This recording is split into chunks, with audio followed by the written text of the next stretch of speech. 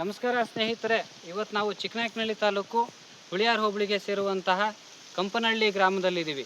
ಇಲ್ಲೊಂದು ಕಂಪನಹಳ್ಳಿ ಗ್ರಾಮ ತುಂಬ ಐತಿಹಾಸಿಕವಾಗಿ ಪ್ರಸಿದ್ಧವಾದಂತಹ ಗ್ರಾಮ ಇದು. ಇಲ್ಲಿ ನನ್ನ ಹಿಂದೆ ಏನು ನೋಡ್ತಾ ಇದ್ರೆ ಒಂದು ಈಶ್ವರ ದೇವಾಲಯ. ನೀವು ನೋಡಿದರೆ ಇತ್ತೀಚೆಗೆ ನಿರ್ಮಾಣ ಮಾಡಿದ್ದಾರೆ ಅಂತ ಅನ್ಕೋಬೇಕು. ಹೌದು, ಇದು ಇತ್ತೀಚೆಗೆ ಜೀರ್ಣೋದ್ಧಾರವಾಗಿದೆ. ಆದರೆ ಈ ದೇವಾಲಯ ನಿರ್ಮಾಣ ಮಾಡಿರೋದಕ್ಕೆ ಇಲ್ಲೊಂದು ಶಾಸನ ಇತ್ತು. ಅಂದರೆ ಶಾಸನ ಅಂದರೆ ಪ್ರಾಚೀನ ಕಾಲದಲ್ಲಿ ಈ ಏನಾದರೂ ಒಂದು ದೇವಾಲಯ ಊರಾಗಲಿ ಕಟ್ಟಿದರೆ ಅದು ಕಲ್ಲಿನ ಮೇಲೆ ಬರವಣಿಗೆ ಮಾಡಿ ಇಡುವಂಥ ಪದ್ಧತಿ ಇತ್ತು.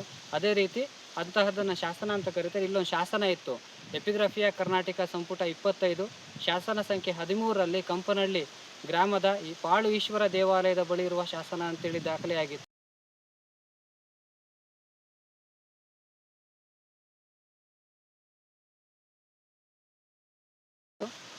ಇದು ಈಗ ಜೀರ್ಣೋದ್ಧಾರ ಆಗಿರೋಂಥದ್ದು. ಮುಂಚೆಗೆ ಪಾಳು ಬಿದ್ದಂತಹ ದೇವಾಲಯ ಇದು.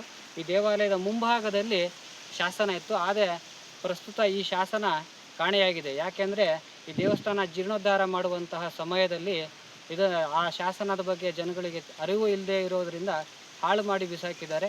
ಪ್ರಸ್ತುತ ಎಲ್ಲೋ ಇಲ್ಲಿ ಬೇಸ್ಮೆಂಟಲ್ಲೆಲ್ಲೋ ಹಾಕಿಬಿಟ್ಟಿದ್ದೀವಿ, ಹಾಳಾಗಿದೆ ಅಂತೇಳಿ ತಿಳಿಸಿದರು.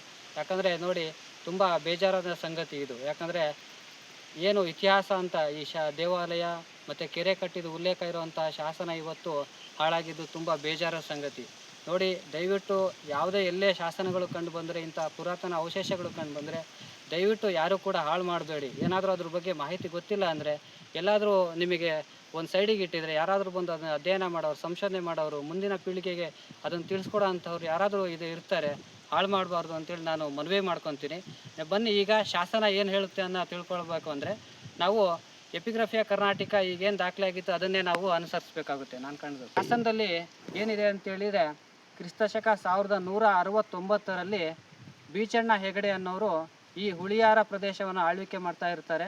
ಹುಳಿಯಾರ ಪ್ರದೇಶನ ಆಳ್ವಿಕೆ ಮಾಡ್ತಿದ್ದಂತಹ ಸಮಯದಲ್ಲಿ ಅವರ ಮೇಲಾಧಿಕಾರಿ ಅಂದರೆ ಈ ಪೂರ್ತಿ ಇದನ್ನು ಆಳ್ವಿಕೆ ಮಾಡ್ತಿದ್ದಂಥವ್ರು ಹೊಯ್ಸಳರ 1ನೇ ನರಸಿಂಹ ಆಳ್ವಿಕೆ ಮಾಡ್ತಿರ್ತಾರೆ. ಆ ಹೊಯ್ಸಳ 1ನೇ ನರಸಿಂಹ ಆಳ್ವಿಕೆ ಮಾಡೋ ಸಮಯದಲ್ಲಿ ಹುಳಿಯಾರು ಪ್ರದೇಶವನ್ನು ಬೀಚಣ್ಣ ಹೆಗಡೆ ಅನ್ನೋರು ಆಳ್ವಿಕೆ ಮಾಡಿರ್ತಾರೆ. ಅವರು ಬೀಚಣ್ಣ ಹೆಗಡೆಯು ಕಂಪನಹಳ್ಳಿ ಗ್ರಾಮದಲ್ಲಿ ಒಂದು ಈಶ್ವರ ದೇವಾಲಯವನ್ನು ಕಟ್ಟಿಸಿ ಮತ್ತು ಪಕ್ಕದಲ್ಲೇ ಒಂದು ಕೆರೆಯನ್ನು ಕಟ್ಟಿಸ್ತಾರೆ. ಕ್ರಿಸ್ತಶಕ 1169ರಲ್ಲಿ ಈಶ್ವರ ದೇವಾಲಯ ಮತ್ತು ಕೆರೆಯನ್ನು ಕಟ್ಟಿಸ್ತಾರೆ. ಕಟ್ಟಿಸ್ಬಿಟ್ಟು ಈ ಕೆರೆಯ ಏರಿ ಪಕ್ಕದಲ್ಲಿರುವಂತಹ ಗದ್ದೆ ಜಮೀನನ್ನು ದೇವಾಲಯದ ಪೂಜಾ ಕೈಂಕರ್ಯಗಳಿಗೆ ದಿನವೂ ಪೂಜೆ ಪುನಸ್ಕಾರ ನಡಿಬೇಕು, ದೇವರ ಅಂಗರಂಗ ವೈಭೋಗ ನಡಿಬೇಕು ಅಂತೇಳಿ ಈ ಗದ್ದೆ ಭೂಮಿಯನ್ನು ದಾನವಾಗಿ ಈ ದೇವಸ್ಥಾನಕ್ಕೆ ದಾನವಾಗಿ ಕೊಡ್ತಾರೆ. ನಾವೇನು ನಿಂತಿದ್ದೀವಿ ಅದೇ ಜಾಗ ಶಾಸನ ಇರುವಂಥ ಜಾಗ. ಆದರೆ ಪ್ರಸ್ತುತ ಶಾಸನ ಇಲ್ಲ.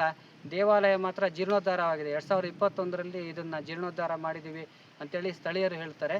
ಮತ್ತು ಈ ದೇವಾಲಯ ಜೀರ್ಣೋದ್ಧಾರ ಆಗಿದೆ. ಪಕ್ಕದಲ್ಲಿ ನನ್ನ ಎಡಗಡೆ ಏನಿದೆ ಇಲ್ಲಿ ಈ ಏರಿ ಕಾಣುತ್ತೆ. ಏರಿನೇ ಇದು ಹಳೆ ಕೆರೆ ಅಂತೇಳಿ ಹೇಳ್ತಾರೆ. ಅಂದರೆ ಬೀಚಣ್ಣ ಹೆಗಡೆ ಏನಿದೆ ಅವ ಕಟ್ಟಿದಂತಹ ಕೆರೆ ಇದು. ಮತ್ತು ಕೆರೆ ಇಲ್ಲಿ ಏನಿದೆ ಇದರ ಪಕ್ಕದಲ್ಲೇ, ಕೆರೆ ಪಕ್ಕದಲ್ಲೇ ದೇವಸ್ಥಾನ ಇರುವಂಥದ್ದು. ತುಂಬ ವಿಶೇಷವಾದ ಶಾಸನ. 69 ಸಾಲುಗಳಲ್ಲಂತಹ ಶಾಸನ ಇವತ್ತು ಹಾಳಾಗಿದ್ದು ತುಂಬ ಬೇಜಾರಾಗುತ್ತೆ. ಸೆಕೆಂಡ್ ಓಡ್ತಿದೆ ಇರಲಿ, ಆದರೂ ಸಹ ಒಂದು ಇತಿಹಾಸದ ಊರು. ಇಲ್ಲಿ ಬೇರೆ ಕಡೆ ಎಲ್ಲಾದರೂ ಇದ್ದರೆ ಅದನ್ನು ಸಂರಕ್ಷಣೆ ಮಾಡ್ಕೊಂಡು ಇಟ್ಕೋಬೇಕು ಅನ್ನೋದು ನಾನು ಮನವಿ ಮಾಡ್ಕೊತೀನಿ. ಜಯಣ್ಣ ಅವರು ಈ ಸ್ಥಳೀಯರು ಮತ್ತು ದೇವಸ್ಥಾನ ನಿರ್ಮಾಣ ಮಾಡೋದರಲ್ಲಿ ಪ್ರಮುಖ ಪಾತ್ರ ವಹಿಸಿದಂಥವರು.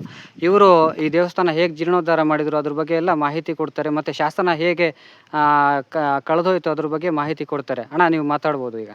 ಕಂಪನಹಳ್ಳಿ, ಚಿಕ್ಕನಾಯಕನಹಳ್ಳಿ ತಾಲೂಕು, ಹುಳಿಯಾರು ಹೋಬಳಿ, ಕಂಪನಹಳ್ಳಿ ಗ್ರಾಮದ KL ಚನ್ನಬಸಯ್ಯನ ಮಗನಾದ KC ಜಯಣ್ಣರು ಇವರು ಶಾಸನ ಹುಡುಕಿ ಬಂದವರು ಇದಕ್ಕೆ ಮಾಹಿತಿ ಕೊಡ್ತಿದ್ದೀವಿ.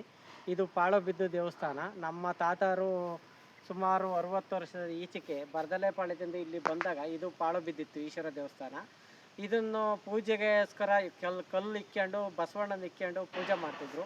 ಅದು ಮುಂದಿನ ಶಾಸನ ಬರೆದಿದ್ದು ನಮಗೆ ಗೊತ್ತಾಗದೆ ದೇವಸ್ಥಾನದ ಬೇಸ್ಮೆಂಟ್ ಒಳಗಡೆ ಹಾಕಿಬಿಟ್ಟು ಮುಚ್ಚಿಬಿಟ್ಟಿದ್ದೇವೆ ನಾವು. ಮತ್ತು ದೇವಸ್ಥಾನ ಪಕ್ಕದಲ್ಲೇ ಒಂದು ಕೆರೆ ಇದೆ. ದೇವಸ್ಥಾನಕ್ಕೆ ಅಟ್ಯಾಚ್ಮೆಂಟ್ಗೆ ಒಂದು ಕೆರೆಯನ್ನು ಇತ್ತಂತೆ ಅವಾಗ. ಅದು ನೀರು ತುಂಬಿ ಒಡೆದು ಹೋಗಿ ಕೊನೆಗೆ ದೇವಸ್ಥಾನದ ಮುಂದಿನ ಕೆರೆಯನ್ನು ಕಟ್ಟಡ ಮಾಡಿ ಸರ್ಕಾರದ ನಿಮಿತ್ತ ಮಾಡಿಕೊಟ್ಟಿದ್ದಾರೆ. ಅದು ದೇವಸ್ಥಾನ ಮುಂದ್ಗಡೆ ಕೆರೆ ಇದೆ ಇವಾಗ.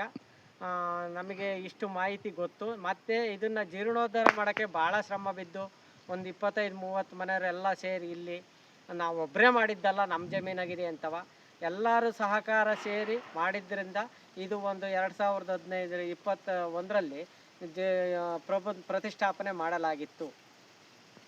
ಈಗ ಹಳೇದು ಶಾಸನ ಹಾಳಾಯ್ತು, ಇಲ್ಲೊಂದು ದೇವಸ್ಥಾನ ಇತ್ತು ಅಂದರೆ ಎಷ್ಟು ನಿಮಗೆ ಖುಷಿ ಆಗುತ್ತಾ? ಏನು ಹಾಳಾಯ್ತಲ್ಲ ನಮ್ಮೊಂದು ಇತಿಹಾಸ ಅನ್ನೋದು? ಅದು ಬೇಜಾರ ಸಂಗತಿನೇ. ಯಾಕೆನ್ನು ನಮಗೆ ಗೊತ್ತಾಗ್ದಲೇ ನಾವು ಅದ್ರ ಬಗ್ಗೆ ಅರಿವಿಲ್ದಲೇ ಅದನ್ನು ಬೇಸ್ಮೆಂಟ್ ಒಳಗೆ ಮುಚ್ಚಿ ಹಾಕಿರೋದು ದೊಡ್ಡ ತಪ್ಪುನೇ ನಮ್ಮದು. ಅದನ್ನು ನಾವು ಸೈಡ್ಗೆ ಇಕ್ಕಿ ಪ್ರತಿಷ್ಠಾಪನೆ ಮಾಡಿದರೆ ಸರಿಯಾಗೋದು. ಅದ್ರ ಬಗ್ಗೆ ನಮ್ಗೆ ಅರಿವಿಲ್ಲ. ಮೊದಲು ಒಬ್ರು ಬಂದಿದ್ರು ಹಿಂಗೆ ಮೈಸೂರು ಕಡೆಯವರು, ಚೋಳರ ಕಾಲದ ದೇವಸ್ಥಾನ ಅಂತವ, ಅವರು ಅದ್ರ ಬಗ್ಗೆ ಹೇಳೋಗ್ಲಿಲ್ಲ ನಮಗೆ. ಕಲ್ಲು ತೆಗ್ದಿಕ್ರಿ, ಅದನ್ನು ಕಲ್ಲು ಮುಚ್ಚಬೇಡ್ರಿ ಅಂತ ಹೇಳೋಗ್ಲಿಲ್ಲ. ಹಂಗಾಗಿ ನಮಗೆ ಗೊತ್ತಾಗದೆ ಅರಿವಿಲ್ದಲೇ ನಾವು ಅದನ್ನು ಶಿಲೆಯನ್ನು ಹಾಳು ಮಾಡಿದ್ದೇವೆ ಇವತ್ತು. ಇರಲಿ, ನೆಕ್ಸ್ಟ್ ಮುಂದೆ ಏನಾದರೂ ಅದೇನಾದರೂ ಸಿಕ್ಕರೆ ಈ ಕಡೆ ಎಲ್ಲಾದರೂ ಒಂದು ಕಡೆ ಇಟ್ಕೊತೀರಾ? ಇಟ್ಕೊಳ್ಳಿ ಸರ್. ಧನ್ಯವಾದ. ತೆಗೆದಿಟ್ಟುಕೊಡ್ತೀವಿ ಆಯಿತು. ನೋಡಿ, ಈಗ ಹೊಸದಾಗಿ ಕಟ್ಟಿರುವಂಥ ದೇವಸ್ಥಾನ ಇದು. ಶಾಸನ ಏನು ದೇವಸ್ಥಾನ ಮುಂದ್ಗಡೆ ಇತ್ತು, ಈ ಭಾಗದಲ್ಲಿ ಇತ್ತು, ಏನು ದಾಖಲೆ ಆಗಿತ್ತು ಈ ಭಾಗದಲ್ಲಿ ಇತ್ತು ಅಂತೇಳಿ. ಈಗ ಇಲ್ಲ ಅದು.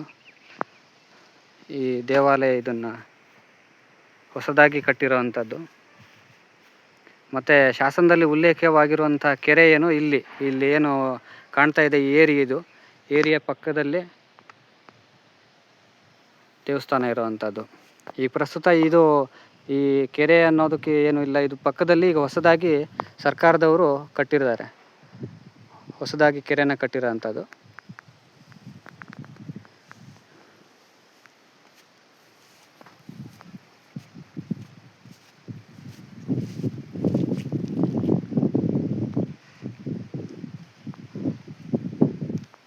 ಒಳಭಾಗದಲ್ಲೂ ಕೂಡ ಶಿವಲಿಂಗ ಆಗಲಿ ನಂದಿ ಆಗಲಿ ಇಲ್ಲ. ನಂದಿ ಕೂಡ ಯಾವುದೋ ಒಂದು ಕಾಲದಲ್ಲಿ ಹೋಗಿದೆ ಅಂತೆ, ಅದಕ್ಕೆ ಹೊಸದಾಗಿ ನಂದಿ ಶಿಲ್ಪವನ್ನು ಇಡಲಾಗಿದೆ. ಮತ್ತು ಶಿವಲಿಂಗ ಕೂಡ ಹೊಸದು ಪ್ರತಿಷ್ಠಾಪನೆ ಮಾಡಿರುವಂಥದ್ದು. ವಿಘ್ನೇಶ್ವರ ಮತ್ತು ಸುಬ್ರಹ್ಮಣ್ಯ ಶಿಲ್ಪ ಕೂಡ ಹೊಸದಾಗಿ ಪ್ರತಿಷ್ಠಾಪನೆ ಮಾಡಿರುವಂಥದ್ದು. ಸ್ನೇಹಿತರೆ, ಇಲ್ಲೊಂದು ನಂದಿ ಇತ್ತು, ಹಳೇದು ನಂದಿ, ಏನು 1169ರಲ್ಲಿ ಪ್ರತಿಷ್ಠಾಪನೆ ಮಾಡಿದ್ದು.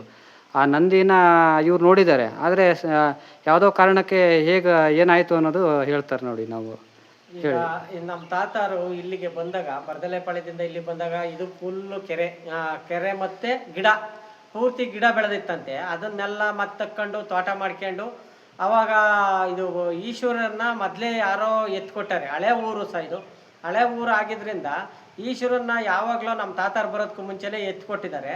ಕೊನೆಗೆ ಬಸವಣ್ಣ ನಂದಿ ಈಶ್ವರ ಒಂದು ಇದ್ನಂತೆ. ಅವನು ಈಗ ಒಂದು ಕೋಡು ಮುರಿದಿದ್ದು ಮುಕ್ಕು ಮಾಡಿರೋದ್ರಿಂದ ಪೂಜೆ ಮಾಡೋದು ಬೇಡ ಅಂತ ಸೇರಿ ನಮ್ಮ ತಾತಾರು 3 ಸೇರ್ಕೊಂಡು ಅದನ್ನು ಬೇರೆ ಕಡೆ ಗಂಟೆಹಳ್ಳಿ ಕೆರೆ ಮದ್ನೋಡ್ ಹತ್ರ ಅವ್ರಿಗೆ ಎತ್ಕೊಟ್ಟಿದ್ದಾರಂತೆ. ಅಲ್ಲಿ ಕೆರೆ ಒಳಗೆ ಇದೆಯಂತೆ, ಅದು ಗೊತ್ತಾಗ್ತಾ ಇಲ್ಲ ನಮಗಿನ್ನೂ. ಅದರಿಂದ ಅದನ್ನು ನಮ್ಮ ತಾತಾರೇ ಎತ್ಕೊಟ್ಟಿದ್ದು.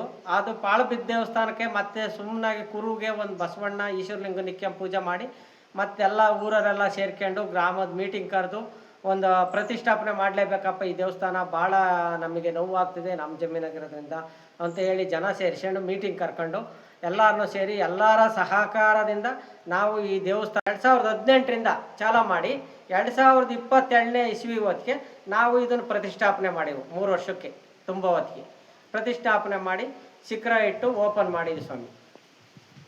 ಪ್ರತಿಷ್ಠಾಪನೆಗೆ ಅವರೇ ಗುರುಗಳನ್ನ ಕರ್ಕೊಂಬಂದು ಕಳಸ ಇಡಿಸಿ ಅವರೇ ಬಂದು ಎಲ್ಲ ನೆರವೇರಿಸ್ಕೊಟ್ಟೋದ್ರು. ಅವರೇ ಮತ್ತೆ ಫಸ್ಟು ಬೇಸ್ಮೆಂಟ್ ತೆಗಿಯೋಕ್ಕೆ ಎಲ್ಲ ಡೆಮಾಲಿಷ್ ಮಾಡ್ಸಕ್ಕೆ, ಹಳೆ ದೇವಸ್ಥಾನ ಡೆಮಾಲಿಷ್ ಮಾಡ್ಸಕ್ಕೆ ಸಹಿತ ಅವರೇ ಬಂದು ಮುಂದಿಂತು.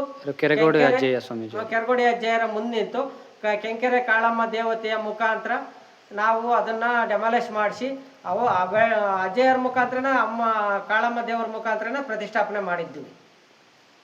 ತುಂಬ ಧನ್ಯವಾದಗಳು ಅಣ್ಣ. ತುಂಬ ದೇವಸ್ಥಾನ ಕೂಡ ಈಗ ಹೊಸದಾಗಿ ಕಟ್ಟಿದ್ರು, ತುಂಬ ಚೆನ್ನಾಗಿ ಮಾಡಿದ್ದಾರೆ. ಆದರೆ ಹಳೆ ಕುರುಗಳು ಏನಾದರೂ ಒಂದು ಸ್ವಲ್ಪ ಉಳಿದಿದ್ದರೆ ಇನ್ನೂ ತುಂಬ ಚೆನ್ನಾಗಿರೋದು.